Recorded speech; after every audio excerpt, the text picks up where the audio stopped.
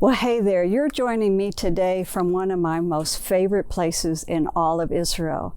I'm standing here in front of a 4,000-year-old mud gate that we believe our father Abraham may have walked right up those steps and through that gate. It's a 4,000-year-old gate. What a perfect place to talk about our story today from this week's Torah reading. So welcome to this week's Shabbat Shalom devotional, when I seek to share just a little inspiration and bring a little peace to the close of your very busy week.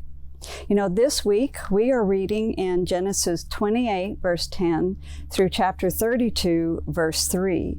It's called Vayetze, and it's about Jacob being sent or leaving to go to Padam Aram to find a wife. You know, his father had done the same thing. He went back to Abraham's homeland to find a wife amongst the relatives there. And so Jacob goes to find a wife amongst the relatives, and he meets his uncle Laban. And Laban has a beautiful daughter named Rachel, who he falls in love with, and he works 7 years for her. And then when he marries her, he has the rough discovery the next morning that Laban has tricked him and has actually married the older daughter off to Jacob. So Jacob then does eventually marry Rachel as well and works another 7 years for her. We've heard this story many times, and I'm telling the story here because we know that Jacob would have gone right through probably this area to continue going on north to Padam Aram. Now, it may not crossed right here, but it's just such a perfect setting. And as I said in the beginning, it's my favorite place. You know, coming here to Israel is when our Bible and these stories just comes alive, because we realize these aren't just mythology. These aren't just spiritual stories to give us a moral lesson. This is history.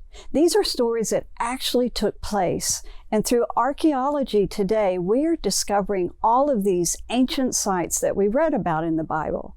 Now, I wish I'd been here a few weeks ago. I would have talked about Abraham from here. It's when Abraham was going after his nephew Lot, who had been kidnapped and taken beyond Damascus, that Abraham came through here, and it says he came to this city. And so that's when we feel so confident. He probably entered the city and spent the night, and then the next day pursued all the way north of Damascus, where he was able to retrieve Lot. Isn't that amazing that we're able to see the very stones and the very places where these stories took place? That's why I encourage you to begin saving your money now so that you can come to Israel next year and experience your Bible come to life. Another thing that I find so encouraging, that to know how true and accurate the Bible is in its honesty.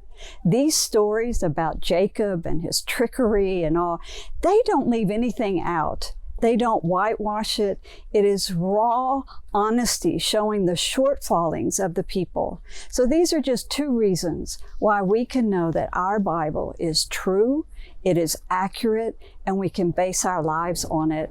And with that, I wish you a Shabbat Shalom.